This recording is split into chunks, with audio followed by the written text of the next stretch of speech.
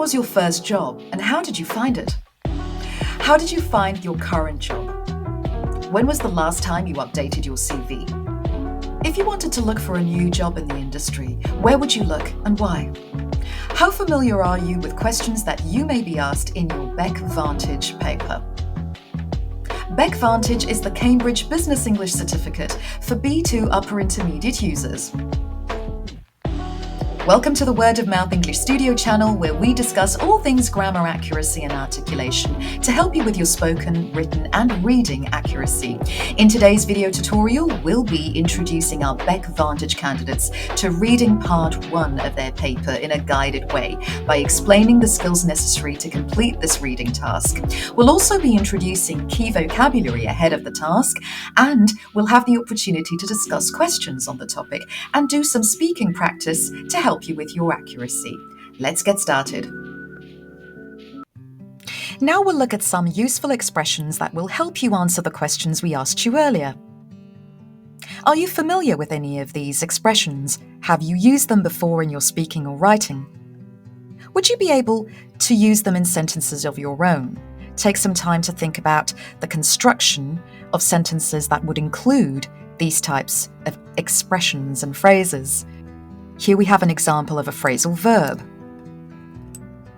and a verb here to help you with answering questions related to actions or competences. We have a couple of nouns and some adjectives to help describe quality or skill, or perhaps the level of your skills, your skill level.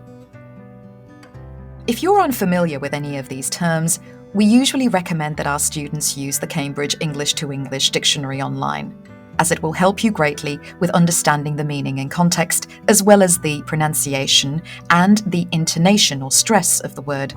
Whereas a translator wouldn't really be able to help you with understanding meaning and context, and it wouldn't be able to help you with understanding the several meanings behind a particular word. For instance, in the case of phrasal verbs, we already know that phrasal verbs can have more than one meaning. Now let's move on to see how these expressions are used in examples of sentences that are coherent. Here are the questions we asked you earlier. How familiar are you with them at B2 and C1 Upper Intermediate level? Would you be able to answer them coherently and confidently and in full? In today's video tutorial, I'll be sourcing some of my learning material from linguahouse.com and some of it from Word of Mouth English Studio. And here is the key. As you can see, all the expressions we used in the previous slide have been used once only in order to complete these sentences. A lot of people wear anything to the office, but I have a dedicated set of clothes that I wear. A dedicated set of clothes is a particular set of clothes for a particular purpose. I think the ongoing bad weather means that flights will be subject to delays and we may be late for the conference. So the term to be subject to something means that something is likely to happen or occur. Also, notice the difference between the noun delay and the adjective delayed. So you could also say, many flights will be subject to being delayed, or we will be subject to delays. We're going to be liaising with the sales and marketing teams to talk about the artwork we need for the advertising campaigns. To be liaising with, or to liaise with, is the verb, which means to coordinate with. I think no matter how high up you get, you should always show a willingness to learn in any job. There's always a need for knowledge. Showing a willingness to do something or to learn is a very positive trait. It means that you are willing to learn, or showing a willingness to learn means that you want to learn. Delegation is absolutely essential in management. First of all, I don't have enough time to do everything myself, and secondly, it gives learning opportunities to others on the team. Delegation means delegating or giving other people a job or responsibility or a task, and informing people of what those tasks are and what they include and where they should start and how they should go about it. Giving instructions is quite similar to delegating, although this is mainly a business English term. I've never really formally learned touch typing, but I've been using a keyboard for so long, I've become quite proficient at it. To be proficient at a skill, or to be proficient at using Microsoft Excel, for instance, or at using software or at platforms, may be a very useful skill. Here, whenever we want to talk about skills in the world of IT, in the world of programming, say, or marketing, advertising, management, any particular area you work in, you must state your proficiencies. The advert says the salary is competitive, but I don't know how to measure that because I don't know what other places pay. If a salary is competitive, this is a good sign. It's a positive keyword for describing salaries and wages. So think about how you'd use it in sentences of your own. When I arrived for the interview, there were over 20 applicants sitting and waiting. It didn't make me feel very confident that I was going to get it. In the next part of this tutorial, we'll be asking you to discuss the following questions. How would you answer them in writing or in speaking? What skills do you have that you are proficient in? How long have you been practicing? Are you good at delegation? And give your reasons. When was the last time you were subject to an inspection in your professional or personal life? Explain the reason for that. Do you still have a willingness to learn new skills? If so, what are they? If not, why not? Answering these questions may be critical in job interviews, but it can also help you articulate when writing out sentences of your own in your cover letter. Who do you need to liaise with for your work, and why? What advice would you give to applicants who wanted to work for your company? We give advice, and we work for a company, but not at a company and not in a company. So do remember that if you say, I work for IBM, it would be correct. But if you say, I've worked in IBM or I've worked at IBM, that wouldn't be accurate. Let's find out what reading part 1 of your BEC Vantage paper will include. In part 1 of your reading exam, you'll be given either 4 short texts or 1 longer text that is divided into 4 separate parts. The texts might be product reviews, descriptions, advertisements, or they could be warning notices. You'll be given 7 statements, and your task as a candidate is to match the statement to one of the 4 texts. In order to do this well in the reading exam, pay particular attention to details and read the question carefully. In fact, read it several times to understand what the question is trying to get out of you. Because you may find that more than one text has similar information. However, only one of those must be correct, and therefore you should only give one answer. This is an example of a text you might be presented with. Let's look at the information about 4 job agencies today. The first of the agencies is called Wise Owl Agency, and they say this about themselves. We deal with all jobs in education, from newly qualified teachers to senior professors. We can give advice on CVs as well as professional development. We're open Monday to Friday, 8 a.m. to 6 p.m, and Saturdays from 9 a.m. to 4 p.m.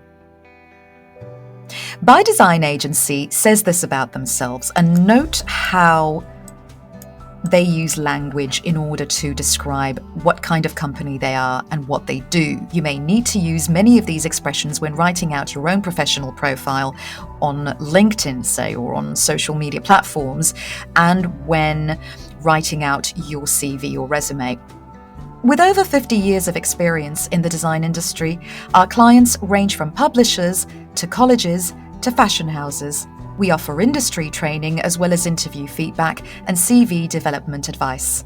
We're open 11 a.m. to 9 p.m, Monday to Friday. Think about how you could describe your own business.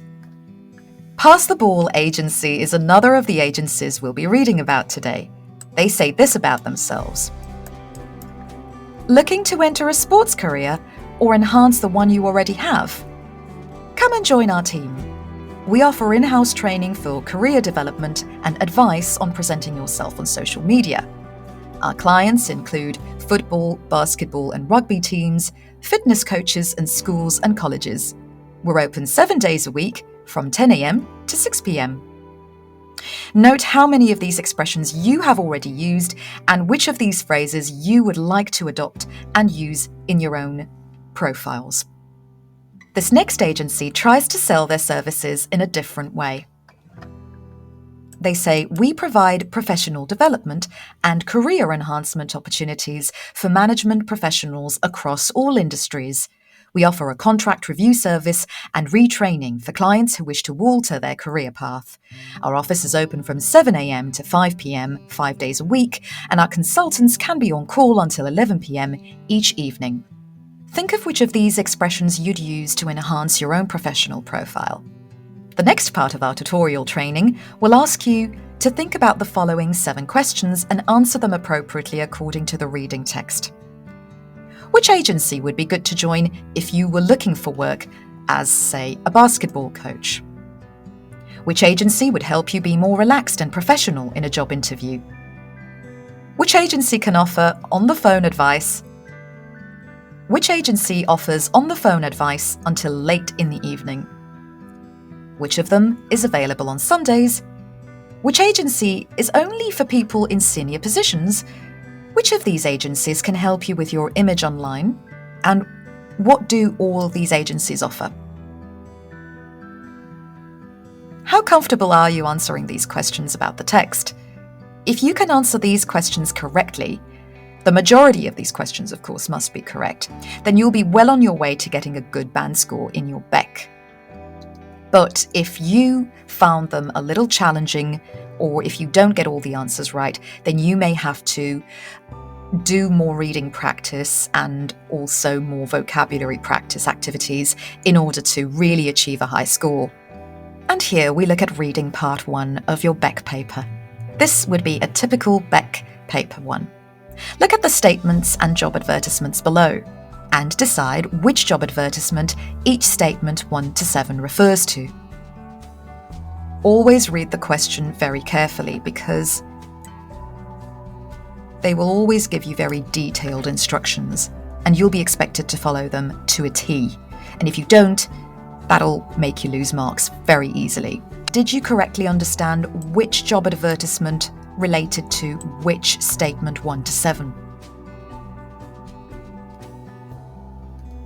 You may now pause this video to have a look at the content, read the instructions again, check any words you don't understand in your English to English dictionary, and once you've familiarised yourself with the text, you can move on to the questions below. Now answer the questions 1 to 7 about the text. Which of these advertisers is looking for people who have recently left university? The police will need to see if they have records of you before this job can be offered. So what job are we discussing? Which of these jobs can be described as a part-time position? Which of these jobs will provide you with your own transport and with cheaper food? To do well in what job must you be able to handle stress? And you do not need to have worked in this field before to apply for the job. Which job does this refer to? And if you choose to drive to this particular job, a place will be reserved for you to park. And again, it's a great idea to read the text once over to check that you've understood all the questions and have not left out any of them. Now we'll move on to the speaking part of your exam. This part of the BEC Vantage exam is really similar to the IELTS Cambridge Part 2 of the speaking exam as well, because you'll only be given 1 minute in which to prepare for the questions, and therefore you'll have to, or be expected to, take notes and write answers before the speaking. After which you'll be given 1 minute only to talk about your chosen topic, unlike the IELTS speaking exam, in which you'll have more than a minute. You'll have 2 minutes of speaking, but consider that 1 minute is a very short time. So you won't really get much speaking time in. Therefore, you've got to have all of your plans laid out so that you can accurately go about your speaking without making any mistakes. Or obviously, if you do make mistakes, try to keep them to a minimum. And this is what they'll be assessing you on in this part of your speaking. They'll be testing you on your ability to speak as little as possible, but include as much information and detail as you can without making too many grammar errors or using inappropriacies, and without hesitating. You'll be in a pair. Now, this is interesting because in the IELTS exam preparation, you will not be paired with somebody, but in the BEC Vantage, you'll be paired with a person. Another candidate who will have to ask you a question after you've finished speaking. And you'll be asked to reciprocate. You'll be asked to do the same for them.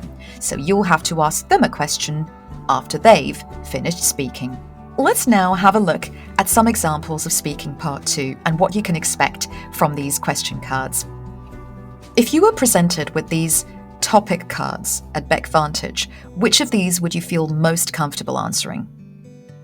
What is important to remember when deciding which job to apply for?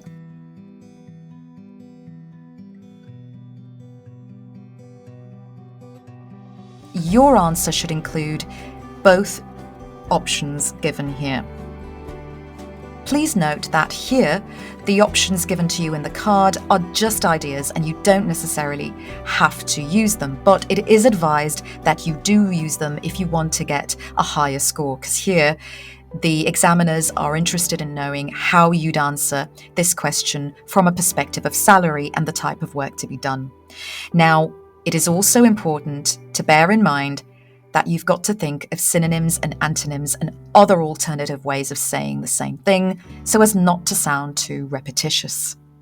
So instead of the word salary and repeating the word salary, use the term salary expectations or income and wage. Also, note which of these words are countable and uncountable so that you could use them with ease and comfort. In terms of the type of work that is to be done, what is this question asking of you? In other words, what type of answer do they expect? Well, if I were you, I'd use words such as delegating, the nature of the work itself, talk about administrative tasks if that is something that you'd normally be inclined to do. How about managerial duties if you work in management? Auditing, to draw up financial plans for your clients, or to draw up a contract. If you're a teacher or tutor, you might want to mention the word lesson planning, or being responsible to a director, being responsible for something, such as I'm responsible for identifying customers' needs, but be careful, we are responsible to a person in a higher authority or a higher position. So responsible for and responsible to are not the same type of collocation and have different meanings.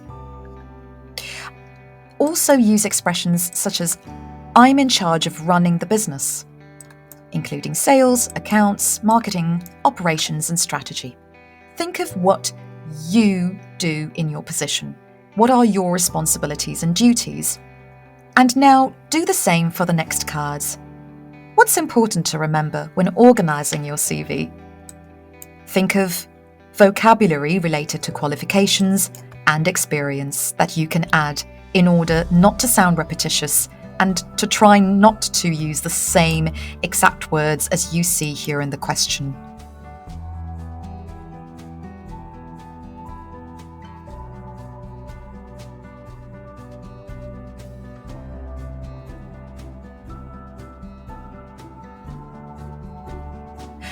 Whereas to talk about experience, you might want to say something on the lines of, I've worked for this company for over 12 years, or I have 12 years experience working for the company, or I have 12 years of experience working for ABC company. What is important to remember when looking at cover letters from applicants is the next question you might want to consider answering. Writing is very important, writing styles are very important, and writing accuracy is extremely important to us. Or we consider accuracy to be highly important, or we consider written accuracy to be highly important when considering the right candidate for the job. Also, what the candidate chooses to highlight, particularly in their job description or profile, is of great interest to the headhunter, to HR in this case. Well, I would say candidates must always put their best foot forward when applying for a job position. And so it is advisable that they talk about their best skills and the things they are most proficient at, or the qualities they have that are suitable for the job, or that are suited to the job. Which of these would you feel more confident answering, and which of them do you feel you'd need more practice with before you're able to manage the answer? Hopefully by the end of this video, you'll have a clearer idea of what the BEC Vantage asks of you in part 1 and part 2 of your speaking, and how your reading is laid out. Now, if you are already familiar with the layout and structure of the BEC Vantage exam, then what skills are you missing to be able to speak correctly and to be able to answer all these questions efficiently and successfully?